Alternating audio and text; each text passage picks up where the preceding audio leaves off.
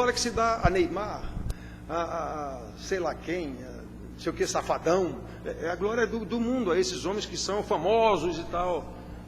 Tá até uma confusão com a Huawei, que é 1 milhão o show do cara, estão bloqueando em alguns lugares, eu vi na televisão isso. Agora essas festas de São João, é 1 milhão o show do camarada, R$1 milhão pago por prefeituras. Então isso é glória para esses camaradas. Pois é, a glória de Deus é excelsa, é acima de qualquer coisa, não há comparação, não há outros deuses, não há nada. É a glória do Senhor. Imagine se a gente dá glória para Neymar, para Messi, para sei lá quem, esses camaradas famosos aí. Detalhe, uma glória totalmente passageira, com pouco tempo vai embora. Cadê a tal da não sei o que Mendonça, que morreu um dia desse? Era a melhor cantora do Brasil, cadê? Ninguém nem fala mais. Pois é, é assim, irmãos, a glória de Deus não. Essa é eterna, é isso que a gente tem que lembrar. É para lá que nós vamos, é para lá que nós vamos. Ou não. Muito bem, então nós temos aqui: digno é de glória e louvores. Louvor é exatamente a exaltação dessa glória, é o elogio das coisas que ele faz, né? Digno é de glória.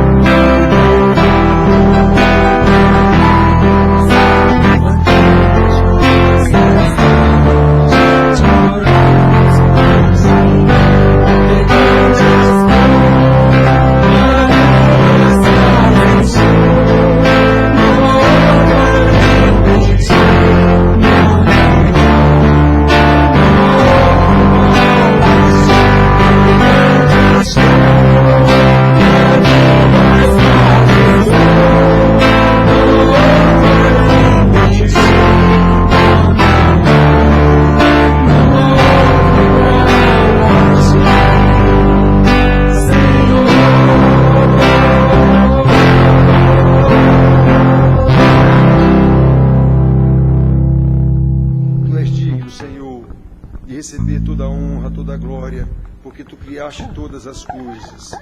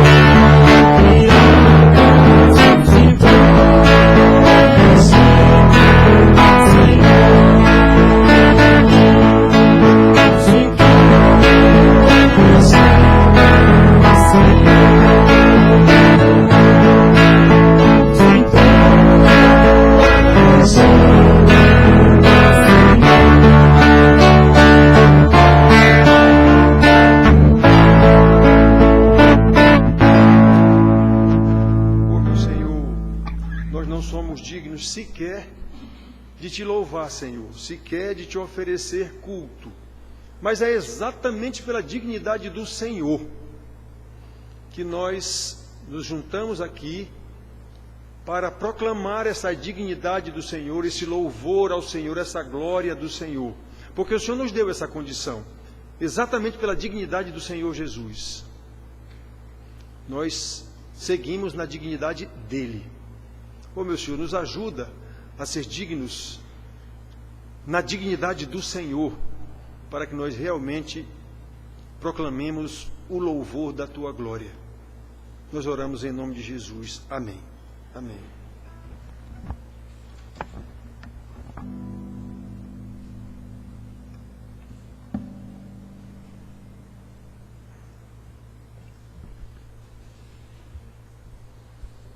Não sei o que aconteceu, nem está chovendo, nem nada, mas o povo, muita gente não veio. Irmãos, eu tenho esses dias agora que eu passei de molho, tanto no hospital como em casa. No hospital o médico não queria que eu ficasse deitado de jeito nenhum, a não ser à noite. Então, ou era andando no corredor ou sentado na minha poltrona. Eu ia ler, fiquei lendo durante muito tempo, lendo. E eu já disse para vocês, quanto mais eu estudo, mais assombrado eu fico, digamos assim, com mais temor de Deus, e com mais temor no sentido de respeito, honra a Deus e medo pela igreja. Medo mesmo pela igreja. Assim como os profetas tinham medo por causa de Israel, e Deus acabou com Israel. Pois é, Deus vai acabar com a igreja. Eu não tenho nenhuma dúvida disso. Só ficarão seus eleitos. O tal remanescente fiel, que sempre foi assim. Então eu tenho muito medo, E que nem os profetas, quero dizer para vocês, que nem os profetas, que nem o próprio Senhor Jesus, a vontade de desistir é muito grande. Se não fosse o poder de Deus, qualquer pastor verdadeiro desistiria. Porque ele sabe que está numa missão em glória, ele sabe que está numa missão impossível, que só é possível com Jesus empurrando ele, levando ele, que nem Moisés. Senhor, vem comigo, senão eu não vou. Eu não tenho condição de ir. Então, irmãos, é terrível. A sensação que o pastor tem, eu já disse para vocês algumas vezes aqui, a sensação de impotência que o pastor tem, de ver os irmãos não querem nada. Você, por mais que você insista, por mais que ensine, não querem nada. Os irmãos querem festa, é oba-oba, é não sei o quê. Então você fica, sabe, aquela sensação de incapacidade, a sensação de inadequação. Eu não estou adequado para esse negócio. Eu estou com o mandato vencido de pastor. Está no boletim já o aviso aqui para a eleição, agora no início de julho. Pois é, vocês não imaginam a vontade que dá para eu de chegar no conselho lá e dizer, meus irmãos, olha, arranjem outro pastor, porque eu não vou concorrer mais.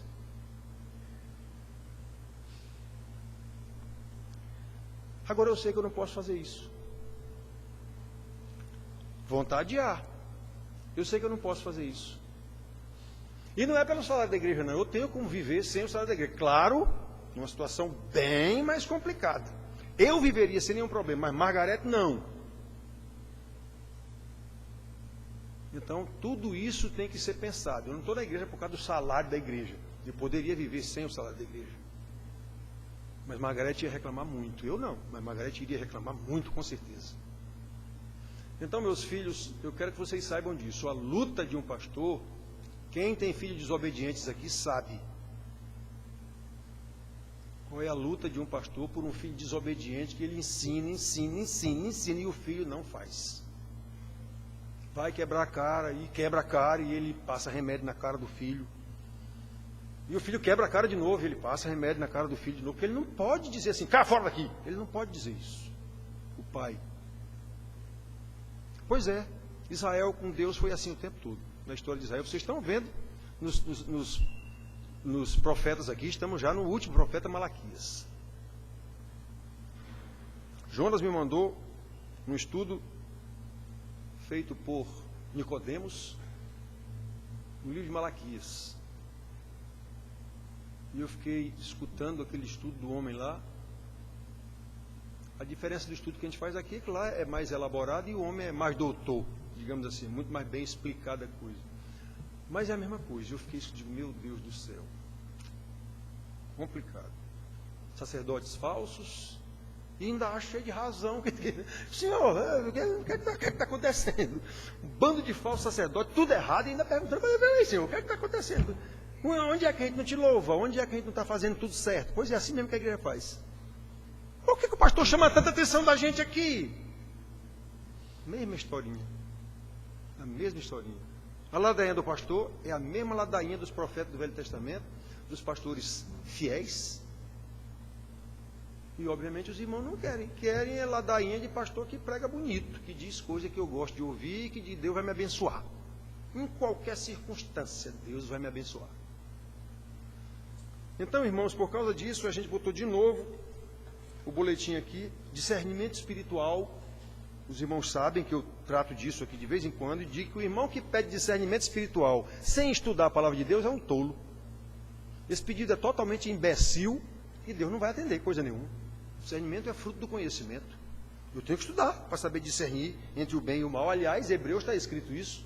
Eu acho que é 3,15 ou 4,15, não sei. Que é pelo conhecimento da palavra, é pela prática da palavra que aprendemos a discernir não somente o bem, como também o mal. Hebreus, não sei se é 3,15, 4,15, vamos olhar já que eu falei. Vamos olhar. Cadê, irmãos? 4. Ou é 5,14? Eu inverti apenas. Um alimento sólido para os adultos, para aqueles que pela prática, ele está falando dos meninos que ainda precisam tomar leite, mas os que já sabem, é pela prática da palavra que tem suas faculdades exercitadas para discernir não somente o bem como o mal. Para discernir o bem e o mal, eu tenho que saber a palavra. Eu tenho que praticar a palavra. É isso que eu digo para vocês. Pedir discernimento a Deus sem estudar a palavra de Deus é um tolo. Isso é uma ofensa a Deus. E Deus não vai atender coisa nenhuma, obviamente. Muito bem, irmãos. Então, vamos abrir nossas Bíblias, ainda nesse...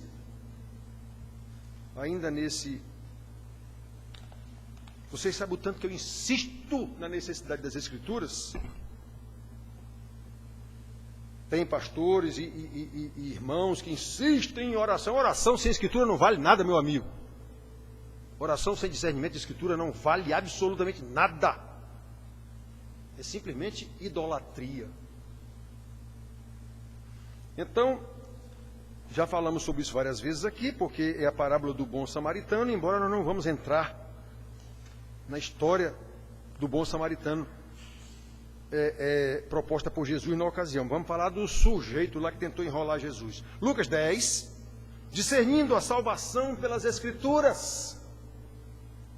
Lucas 10, de 25 a 28, é a parábola do bom samaritano, mas essa primeira parte aqui ainda nem entrou na parábola, porque Jesus, em seguida isso aqui foi que Jesus começou a dizer, então Jesus lhes disse, aí está a parábola. Então, Lucas 10, de 25 a 28, diz assim: E eis que certo homem, intérprete da lei, se levantou com o intuito de pôr Jesus em provas e disse-lhe: Mestre, que farei para herdar a vida eterna? Então Jesus lhe perguntou: Que está escrito na lei? Como interpretas? A isso o homem respondeu: Amarás o Senhor teu Deus de todo o teu coração, de toda a tua alma, de todas as tuas forças e de todo o teu entendimento. E amarás o teu próximo como a ti mesmo. Então Jesus lhe disse: Respondeste corretamente. Faze isto e viverás. Então, irmãos, como eu já disse, a mensagem do boletim fala de discernimento espiritual. E eu tenho ensinado aos irmãos, discernimento espiritual sem conhecimento da Escritura é total, imaginar que tem é total tolice. Tendo conhecimento da Escritura, você pode não ter discernimento espiritual? Imagine não tendo, que é o caso do homem aqui, ele tinha conhecimento da Escritura. Que farei para herdar a vida eterna, meu Senhor? Conforme o texto que nós lemos, o homem que fez a pergunta era intérprete da lei, conhecia a lei, mas aparentemente não sabia discernir a salvação, não sabia como ser salvo e imaginava que poderia fazer alguma coisa para ser salvo. Como os fariseus achavam, se ele era o intérprete da lei, provavelmente era alguém dessas seitas aí, fariseu, saduceu, escriba, alguma coisa assim. que dizem as Escrituras sobre isso? Como discernir a salvação? Precisamos saber que, em princípio, todos nós precisamos saber disso. Em princípio, todos nós somos pecadores e estamos destituídos da glória de Deus, como Paulo ensina muito claramente, em Romanos 3, de 9 a 18. Ele sai citando ali vários salmos, vários profetas. Ninguém busca Deus, todos se extraviaram, não tem nenhum. Sabedores dessa verdade, convém perguntar: nós estamos preparados para comparecer diante do justo juiz? Sabendo que todos nós somos pecadores e estamos destituídos da glória de Deus. Muito bem. Então, nós estamos preparados, em princípio, nós estamos preparados para comparecer diante do justo juiz? Como escaparemos à ira de Deus que disse: a alma que pecar, esta morrerá?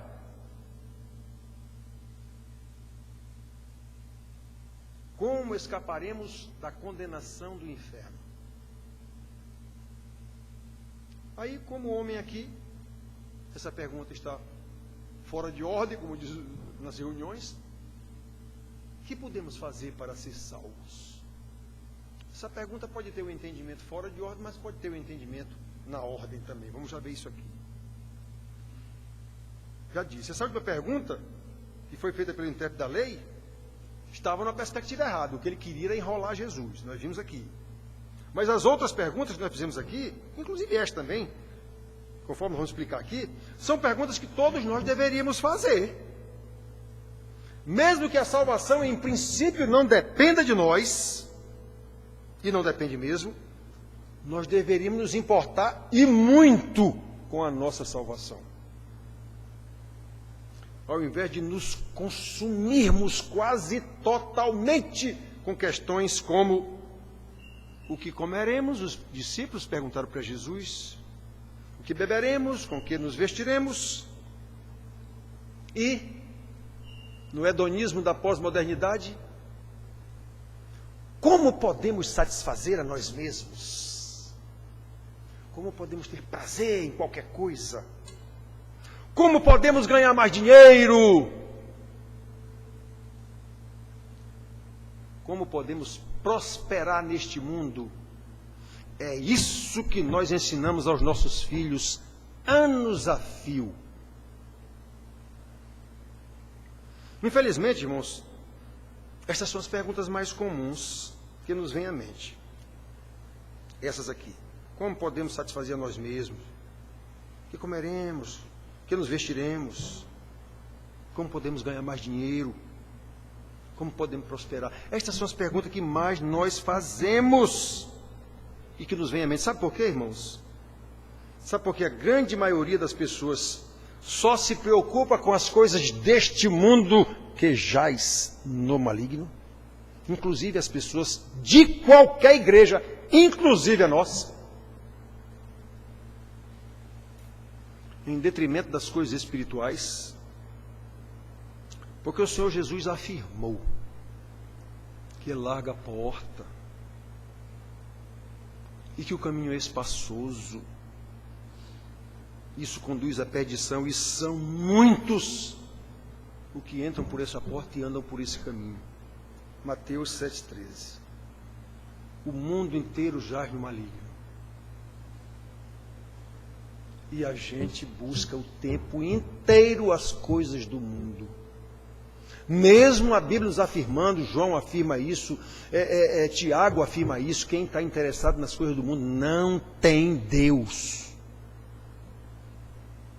Jesus disse: buscai em primeiro lugar a justiça do Senhor, o reino de Deus e a sua justiça, as demais coisas vos serão acrescentadas. Infelizmente, meus queridos, a realidade da gente, todo mundo aqui sabe disso, ninguém tem que negar, não adianta. Até porque Deus perscruta o coração e sabe qual é o seu comportamento. O nosso interesse é o tempo inteiro: o que comeremos, o que beberemos, como podemos satisfazer a nós mesmos, como podemos ganhar mais dinheiro, como podemos prosperar neste mundo. E a pergunta: que farei para ganhar a vida eterna? Se a gente se interessasse por isso, a gente tinha que pensar. Primeiramente, nós vimos que quem fez essa pergunta a Jesus foi o intérprete da lei, um homem que sabia a lei, tanto que ele respondeu correto. Mas o que ele queria era criar dificuldades para Jesus. Ou seja, já são poucas as pessoas que realmente conhecem a lei, e mesmo dentre estas, ainda tem os que estão totalmente fora da lei. Conhece. A gente não vê em presbitério, a gente que participa, a gente não vê isso aí? Como é que esses pastores agem? Esses caras conhecem a lei, conhecem a Bíblia, eles não ensinam nas igrejas dele, ou pelo menos deveriam ensinar. Qual é o comportamento deles? Já são poucas as pessoas que cuidam da vida eterna. E entre elas, ainda há aquelas que fazem por motivação errada. Querem poder. Quanto nós conhecemos disso, meus irmãos? Querem fama, querem poder. Como esse intérprete da lei. E todos aqueles que acham que podem fazer alguma coisa pela igreja, por exemplo. O homem que me visitou lá em casa 2 vezes. Coitado de Deus se não fosse aquele homem. O que ele recebeu de revelação de Deus para ele fazer, ele fez e eu fiz isso, Deus me mandou, eu fiz, Deus me mandou, eu fiz, Deus me mandou, eu fiz. E eu olhando para o cidadão de meu Deus do céu. Eu estou lendo de novo agora sobre os pais da igreja. O que esses homens fizeram para defender a igreja? Mas quem foi que mandou defender a igreja? Onde é que tem isso na Bíblia?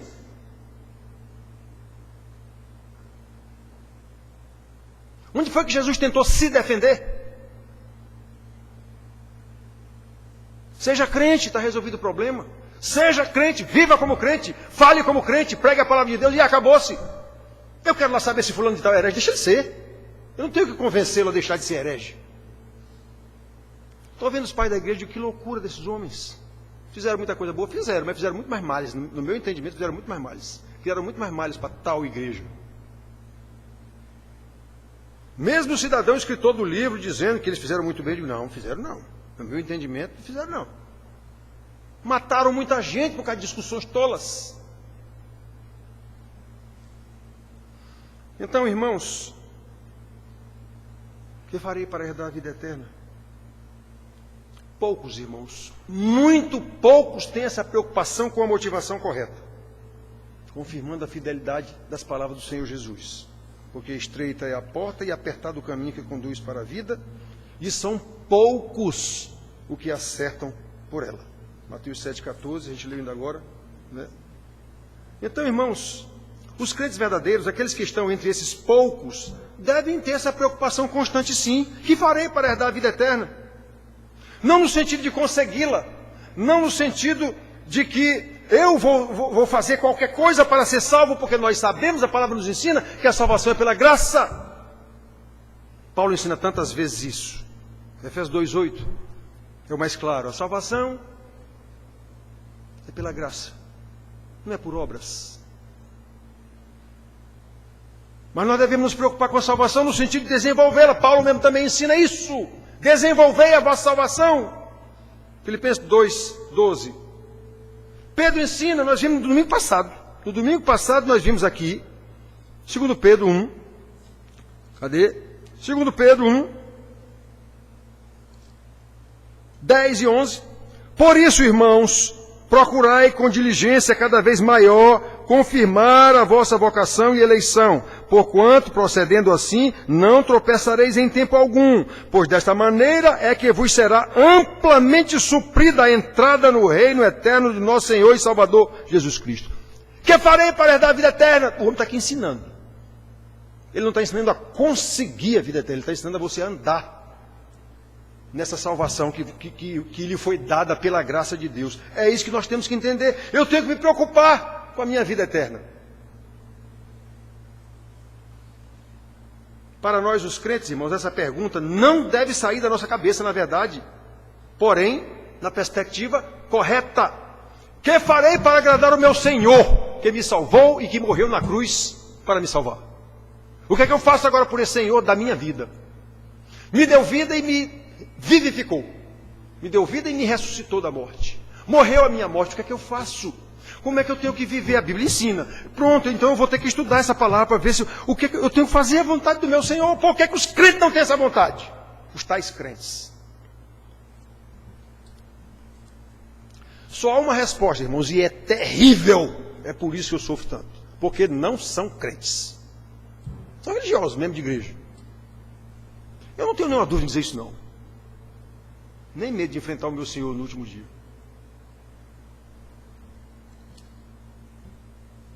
Irmãos queridos,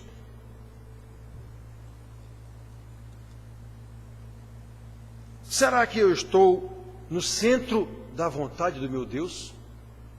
Todas essas perguntas que eu vou fazer agora estão dentro dessa primeira. Que farei para herdar a vida eterna? Não para consegui-la, mas para desenvolvê-la. Será que eu estou no centro da vontade do meu Deus, aquele que já me deu a vida eterna de graça e me salvou? Será que eu estou demonstrando meu amor por Jesus? E isso se evidencia obrigatoriamente no meu amor ao próximo? E não apenas ao próximo, até a toda a criação de Deus. Eu estou preocupado com o lixo na rua, eu jogo lixo na rua sem a menor preocupação.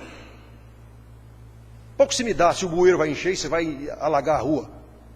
Que crente eu sou?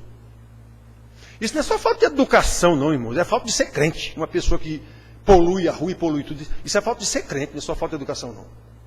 A natureza que Deus fez, eu tenho que cuidar dela. Se eu sou crente, eu sei disso. Eu amo meu Senhor, a ponto de demonstrar esse amor pelo meu amor ao próximo, meu amor à criação.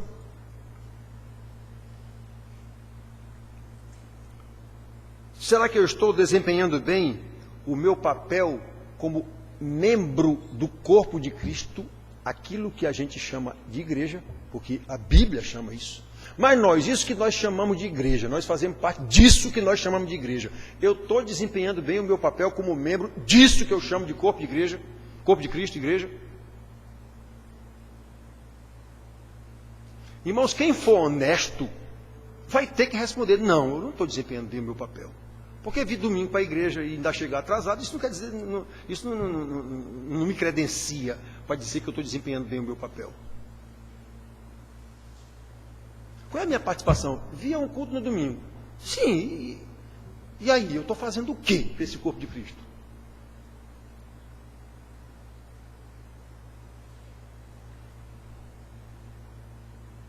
Eu não tenho sido negligente, não, nessa minha participação como membro do corpo de Cristo. É nesse sentido, irmãos, que nós temos que pensar o tempo todo: o que farei para herdar a vida eterna? A pergunta do homem aqui foi para enrolar Jesus, foi para embaraçar Jesus. A nossa não é não. A nossa é por que Jesus nos salvou. O que farei para herdar a vida eterna? Eu tenho desenvolvido a minha salvação, é esse o entendido da pergunta para quem de fato é crente. Eu tenho desenvolvido a minha salvação, ou Pedro diz, agindo assim vocês estarão suprindo amplamente a vossa salvação e garantindo como se a vossa entrada nos céus. Então, irmãos, olhe, não deixe que essa pergunta se cale na sua consciência. O que farei para herdar a vida eterna? Eu tenho desenvolvido a minha salvação. Porque se isso acontecer, você nem ligar para isso, achar que vir dia de domingo para a igreja está muito bom, a sua vida está complicada. Você está em sérias dificuldades. Provavelmente dificuldades eternas. Então clame ao Senhor, caia diante do Senhor, ore, chore.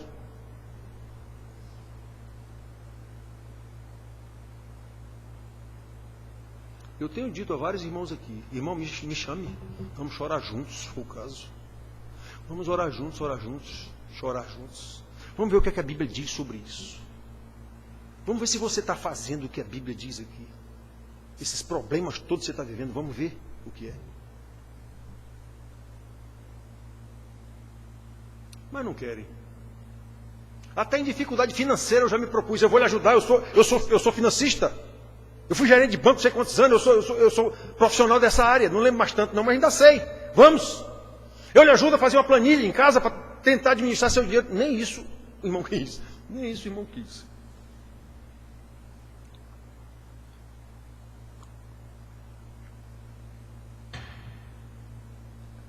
Então, irmãos, Esse é o nosso primeiro ponto, irmãos.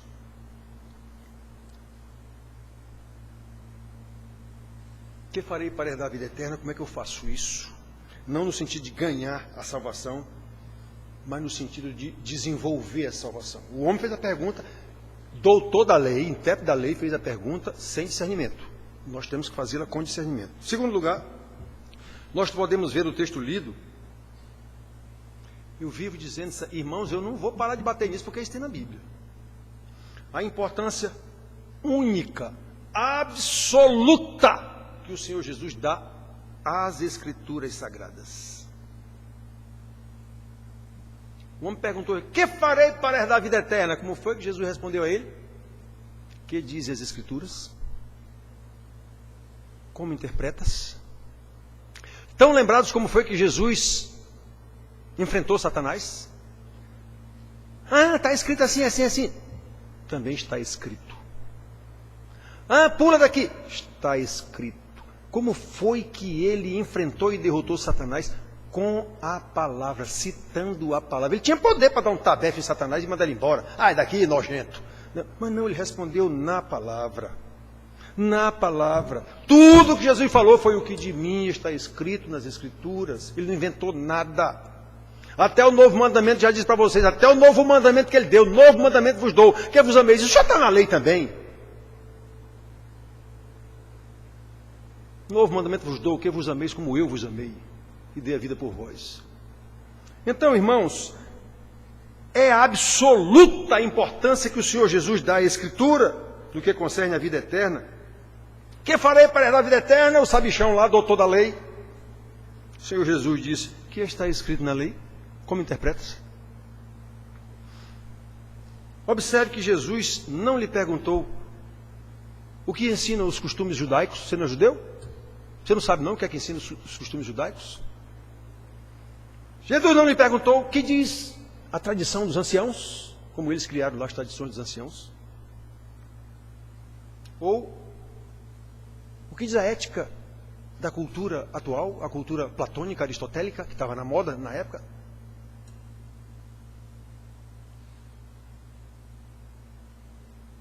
Era a filosofia da época, era o que regia a vida de quase todo mundo, era a filosofia da época. Inclusive os tais pais da igreja, um dos erros que eu imagino que é erro, eles tentaram explicar o cristianismo à luz da filosofia o tempo todo.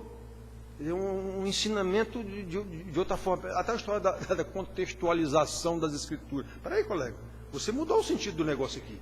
Até Paulo tentou fazer isso em Atenas e se deu mal. Eu vejo todo mundo elogiando Paulo naquele episódio dele lá em Atenas, pois para mim ele falhou ali. Foi o único lugar que ele pregou que não deixou um fruto sequer, nunca mais ele mesmo nunca mais mandou nenhum bilhete para lá. Manda, cai fora daqui, na tua sabedoria. Estão lembrados, né? Em Atenas, ele pregou filosofia para poder chegar a Jesus. Mandaram ele embora de lá. Cai fora daqui, depois a gente discute isso. Dali ele foi para Corinto. 80 quilômetros, 85 quilômetros de distância. Corinto não era menos filosófico, digamos assim, o povo do que Atenas. Atenas tinha fama. Mas quando ele chegou em Atenas, a pregação dele foi totalmente diferente. Como é em Corinto. Lá em Atenas ele começou filosofando lá. Até acharam, que filosofia nova é essa que esse cara está ensinando? Ele se colocou no patamar dos filósofos para ensinar para eles. Deu-se mal. Quando ele chegou em Corinto, ele pregou que quando eu estive entre vós, não foi com filosofia humana, não foi com sabedoria humana, de palavras bonitas e nada. Eu vim pregar Cristo e este crucificado. Olha a diferença em 85 quilômetros de distância do que ele disse lá em Atenas e o que ele disse em Corinto. É assim que eu vejo. Se os doutores veem diferente, então é porque eles são doutores e eu analfabeto. Nunca mais ele falou em Atenas, Paulo. Então, irmãos, olha só. O Senhor Jesus não lhe perguntou nada disso. Sobre coisas. O Senhor Jesus vinculou a herança da vida eterna ao conhecimento e interpretação correta e aplicação das Escrituras à nossa vida com discernimento. O homem respondeu certo. Aí Jesus disse, respondeste certo. Vai, faze assim e viverás. cara tinha intenção de botar aquilo em prática? Não. Ele não tinha discernimento para isso. Ele não tinha discernimento para isso, irmãos. O fundamento dessa resposta do Senhor Jesus é exatamente a base da nossa confissão de fé reformada que eu citei aqui no domingo passado. A Bíblia Sagrada é a nossa única regra de fé e prática. Eu vivo dizendo isso aqui. Sim, como é que eu vou praticar uma regra que eu não conheço? Isso é uma afirmação totalmente imbecil e hipócrita. A Bíblia é a nossa única regra de fé e prática. Sim, aí eu vou praticar como Jesus disse ao homem, ele não sabia? Sabia. Vai, faz assim e viverás. Ele fazia isso? Não. E ele até sabia. E os irmãos das igrejas hoje não sabem. Alguns sabem alguns versículos, um outro aquilo lá e pronto. Irmãos, como eu tenho batido nesse assunto aqui,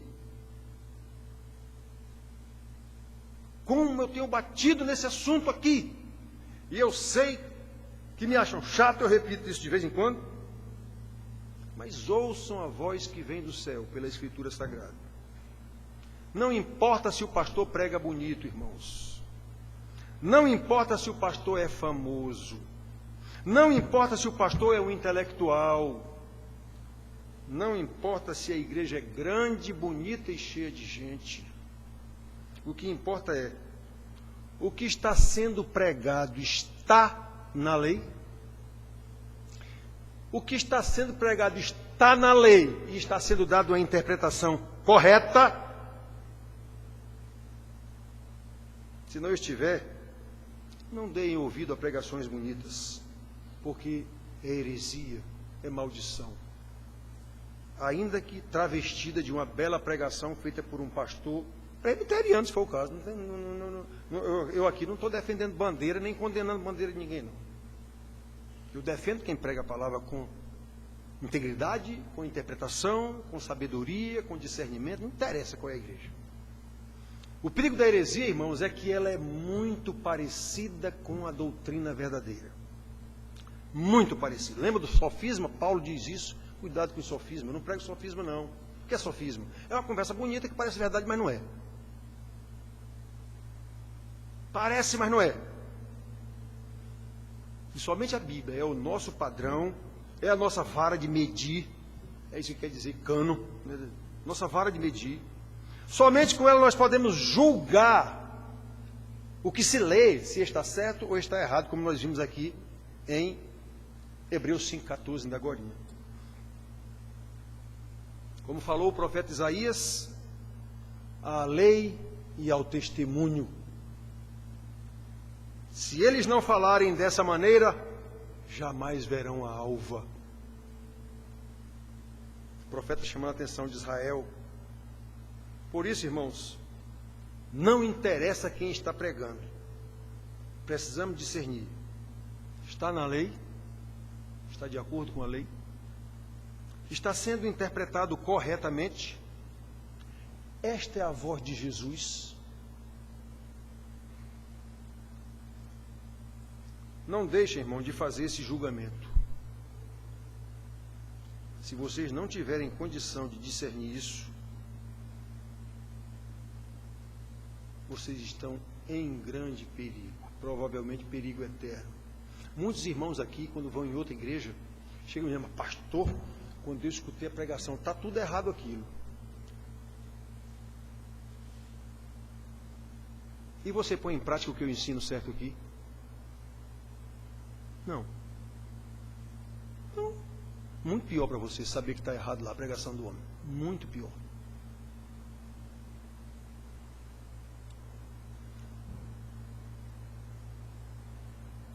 Terceira coisa que podemos aprender, irmão, nesse episódio da vida de Jesus, é que o conhecimento intelectual da Bíblia, o conhecimento intelectual, o fato de sermos de uma família evangélica, eu vivo dizendo para você, cuidado com esse negócio de eu sou filho de crente.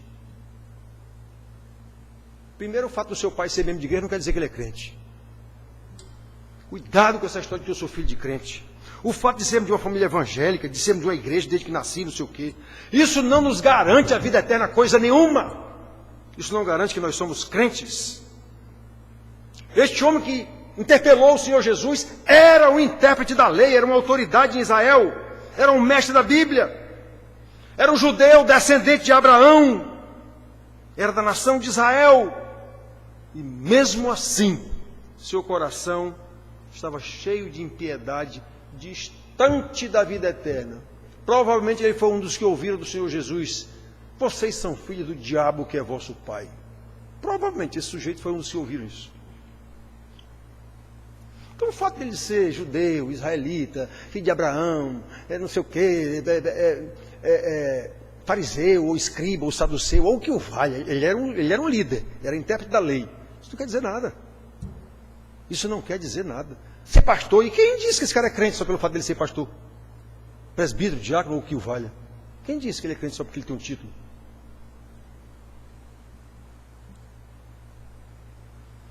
Observe, irmãos, que a resposta dele à pergunta de Jesus foi correta. O que está escrito na lei, como interpretas? O homem respondeu certo. A isto ele respondeu. Ele citou o que Jesus mesmo disse também. Amarás o Senhor teu Deus de todo o teu coração, de toda a tua alma, de todas as tuas forças e de todo o teu entendimento. E o segundo mandamento é: amarás o teu próximo a ti mesmo. Estava certo. O cara sabia da palavra. O cara estava certo. A resposta correta, mas conquanto aquele homem estivesse falando de amor, o que ele queria realmente era causar embaraço ao Senhor Jesus. Ele não amava coisa nenhuma do seu próximo, nem os pais. Nós vimos que ele diz: eu estou indo, comendo até lã, mas não cuido dos pais de vocês. Jesus disse isso. Vocês não praticam justiça. Por isso, cuidado, queridos. Cuidado. Ter conhecimento da palavra e ser desobediente de forma deliberada é o mais perigoso estado da nossa alma. Bom mesmo é ter conhecimento e transformar esse conhecimento em sabedoria pela aplicação dessa palavra, a aplicação da palavra às nossas vidas, como ela ensina, com discernimento, como o Senhor Jesus também ensina em João, capítulo 3, versículo 17. Ora, se sabeis estas coisas, bem-aventurados sois se praticais. Mesma coisa que ele disse ao homem aqui. Tu até sabes. Vai, faz isso e viverás. A mesma coisa que Jesus disse aqui. Bem-aventurado é aquele que sabe e faz. Aquele que sabe e não faz é um mal-aventurado, é um maldito. Por isso, irmãos queridos, à luz dessa palavra, que cada um faça um autoexame, que nós, enquanto igreja, possamos fazer esse autoexame. Nós sabemos. Pela prática, nós sabemos claramente que pouquíssimas pessoas se interessam por essa pergunta do homem: que farei para herdar a vida eterna? Nós sabemos que a Bíblia é a nossa única regra de fé e prática, dizemos isso.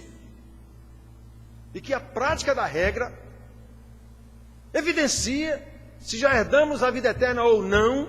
Essa prática da regra não como forma de legalismo, porque não adianta, você vai quebrar a cara do mesmo jeito.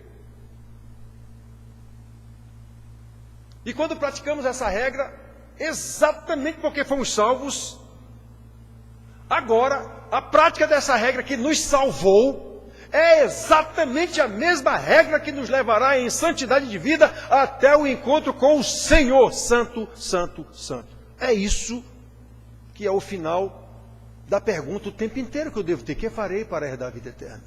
Não é que eu vá conseguir a vida eterna, eu já sei o que é a vida eterna. Que farei para agradar o meu Senhor?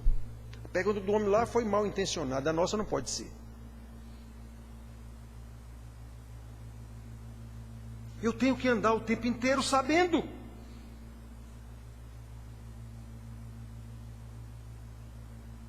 Agora, a palavra que me salvou deve me levar a cultivar uma vida de santidade como o Senhor ordena.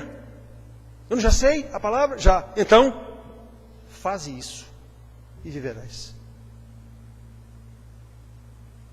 bem-aventurados sois se praticardes. Vocês já sabem? Ora, se sabeis estas coisas, bem-aventurados sois se praticardes. É a mesma coisa, irmãos. E então, irmãos, discernindo a salvação pelas Escrituras, nós podemos afirmar que somos salvos. Dizem que o crente é arrogante ao dizer que é salvo. Que conversa é essa, rapaz? Ele é humilde em dizer: Deus me salvou. Que nem um homem lá na frente do fariseu: eu sou o bambambam, eu dou o dízimo, doendo, comido, eu oro 3 vezes por dia, eu sou simplesmente o máximo. E o pobre lá: Senhor, ser propício a mim, pecador. O salvo é esse, que sabe: eu dependo do Senhor, tem misericórdia de mim, eu dependo da tua graça. Esse é o salvo. Jesus disse: quem saiu? Qual dos dois saiu justificado do templo? Esse aí. Pois é. Pois é. Então, irmãos, somos salvos, sabemos disso. Nós sabemos que amamos a Deus de todo o nosso coração, que nem o homem disse aqui, de toda a nossa alma, de todas as nossas forças, com todo o nosso entendimento. O homem sabia disso. Mas nós fazemos isso. Então, só há um jeito de provar isso: obediência à palavra de Deus, do Senhor Jesus. Ele não diz: vai, faz assim, faz isto e viverás. Então, é o único jeito, irmãos. Não há outro jeito de provar. Através do nosso amor ao próximo que o Senhor mandou, de forma prática, como o Senhor requer de nós. Você não disse que amar a Deus sobre todas as coisas, com toda a tua força, todo o teu entendimento, todo o teu coração, e amar ao próximo? Vai, faz isso e viverás. Pronto. Não somos crentes? Então vamos fazer o que o Senhor mandou. Mas acontece que os irmãos sequer se interessam em saber. Aí é complicada a coisa. Totalmente complicada. Então só nos resta, irmãos, clamar o tempo inteiro. Que Deus nos abençoe. Que Deus nos conceda graça, misericórdia, para que nós realmente busquemos aprender qual é a regra. Como farei para herdar a vida eterna? Assim, amando a Deus todas as coisas, ou o próximo? Sim, mas vamos botar isso em prática. Como é que eu ponho isso em prática, meu Senhor? Como é que eu agrado o Senhor? Onde é que eu busco forças para isso? Aí sim, é estudo, a oração, é comunhão com os irmãos. Não é negócio de reunião de oração, não. Isso é palhaçada. Eu vivo dizendo para vocês aqui. É vida de oração, é sua, é você, vida de oração. Se for preciso, vamos nos reunir sim para orar.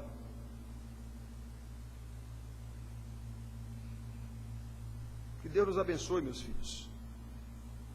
E nos conceda graça para que nós possamos buscar o entendimento de o que farei para herdar a vida eterna, no sentido de o que farei para agradar o meu Senhor.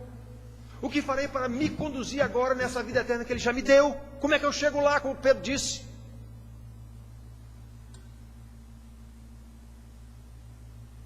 Paulo também. Desenvolvei a vossa salvação. Só que sabendo logo que é Deus quem opera em nós, tanto querer quanto realizar, segundo a sua boa vontade. Temos que saber disso.